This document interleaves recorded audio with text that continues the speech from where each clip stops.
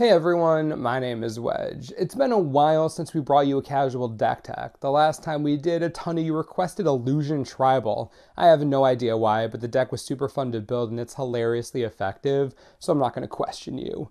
This tech will also be sponsored directly by TCGplayer.com. That means I'm going to show you each price of each card as we talk about it. You can see how expensive the deck is, and if it's something you're interested in purchasing, you can do so by clicking the first link in the description. Sounds easy enough. Cheap cards are fun. If you enjoy our casual deck techs and want more of them, please hit the like button. Helps out a lot. Tribal Illusions is an extremely powerful deck with some serious weaknesses. The deck is designed to shore up those weaknesses as best it can while pummeling its opponent to death. But because it's all an illusion, they won't even know what hit them. Kind of like Inception, but much less attractive. Actually, we're not dreaming. This comparison's falling apart. Okay, anyway, lands. We're trying to stay on as much of a budget as we can, so we're running 18 islands and 4 Halimar depths. That's it. The deck is mono blue, so you don't have to worry about fixing at all. The depths is a cheap way to dig a little bit and get whatever you need sooner rather than later. 22 lands in total. We are running a tribal deck after all, so our creature base is the most important part. We're running 26 creatures in total, starting with a playset of Phantasmal Bear. 1 mana for a 2/2 is great. Right away, however, we see the problem we're going to have. Whenever it becomes the target of a spell or ability, sacrifice it. This is what allows the illusion player to play such high-value creatures on the cheap. More than half of our creatures have this annoying drawback. So how are we going to deal with it? This is how. Lord of the Unreal, a full playset. Illusion creatures you control get +1/+1 and have hexproof. This Illusion Lord is a dream. It buffs all of our illusions and gives them hexproof, taking away their only real disadvantage. That's the dream. Okay, now we're much closer to Inception. Right. Anyways, once this drops, your Phantasmal Bear becomes a 1 mana 3/3 with no drawback as long as the Lord is on the table. That's just hilarious. Lord of the Unreal is the best card in the deck, hands down. Now that we have our Lord, how are we going to protect that? It's obvious the Lord is now the new removal target, right? Yeah, don't worry. We planned for that. The reason this deck isn't a budget deck, Phantasmal Image, running a playset. The image enters the battlefield, copies Lord of the Unreal, has all of its abilities except it's an illusion. This means that it gives itself hexproof, so now we're looking at a Lord that can't be targeted. How dirty is that? Oh, so good. When these cards were in standard together, oh boy, huge menace to the format. In a casual deck, true nightmare. You're going to need a board wipe to deal with it. Pretty cool hexproof soft lock. Our last 2-drop is Cravacan Mist. It's the Illusion Tribal Avatar, as in its power and toughness are each equal to the number of illusions on the battlefield. Find the mirror match, enjoy. Besides that, it's a great card. It comes with flying, counts itself as an illusion. Great to drop mid-game as a 2-mana 5/5 flyer or something similar. Value illusion for sure. We're only running 2 different 3-drops. The first, Adaptive Automaton, obviously. If you're running a tribal deck without the construct, what are you even doing? 3 mana for a 2/2 that becomes whatever creature type you want and buffs that type, sure, you'll take it every time.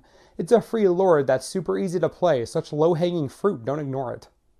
Our other 3-drop is Illusionary Servant. We're only running 2 of them, but don't underestimate this card's value. 3 mana for a 3/4 flyer is incredibly powerful. The drawback hurts, but if you have a Lord out, it's safe, at least for the time being. Anyways, we had to make some cuts when building the deck, and unfortunately a pair of the servants got removed, but I wish they didn't. It may seem like a filler card, but it beats early and often, most of the time coming across for 4 damage on turn 4 thanks to being buffed by something. It's a good card.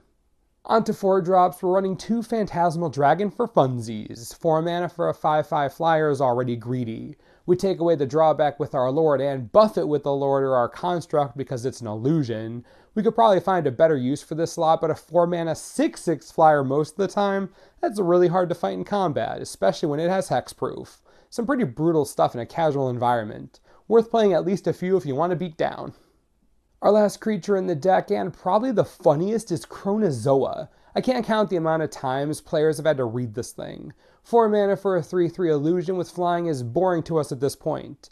Vanishing 3 is where things get interesting. It basically kills itself a little more on every one of your upkeeps. When it removes its last vanishing counter, it's supposed to just die. If this is how it dies, you bring it back twice. Yeah, we're talking about straight up replication. As long as Crona Zoa is dying due to time counters, you get 2 of them. Don't let it die in combat. Let it tick down and wham, 2 of them. Let those tick down, 4 of them. You see where I'm going with this?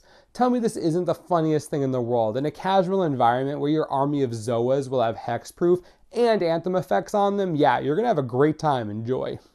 Now that we're done with creatures, let's enjoy some blue goodness in spell form. We're running 4 Brainstorm. Why? Because this is casual, and we can run one of the best cantrips in the entire game of Magic. Whatever, okay? Just leave me alone. Seriously though, the power of Brainstorm can't be overstated. It's obviously broken as all heck. Lets you dig 3 cards deep, get rid of what you don't need now. Super good, easy include. Casual decks are fun. Speaking of fun, 3 Counterspell made the cut. That's right, Counterspell. None of this cancel bull crap, no dissipate, no dissolve, no. Counterspell. Good old-fashioned, fair Counterspell. Totally fair, all the fair. I really like casual blue decks, okay? Just play the card. It protects your illusions. Don't you want to protect your illusions? Why do you think we're playing a blue tribal deck? Who plays blue tribal? Illusion players who want Counterspells? Just please. Oh, I wish this card wasn't so expensive, but we're also running 3 Muddle the Mixture. Not because of counter stuff, we literally couldn't care any less about that.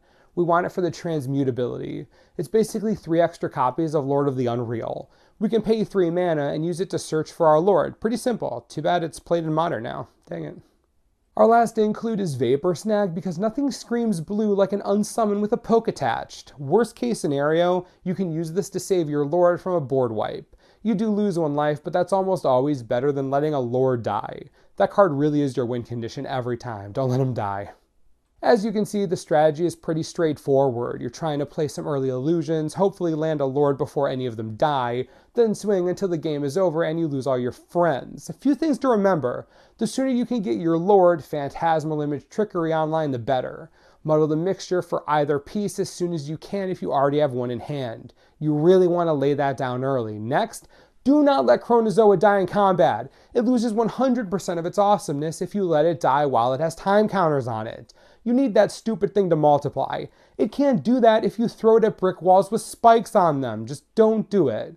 Lastly, once you have a Lord on the battlefield, you're so aggro. Like, you're a blue deck, but Hexproof is the only blue thing you have going on. Act like a red deck. Use your Vapor Snags aggressively, attack all the time, counter everything, and win.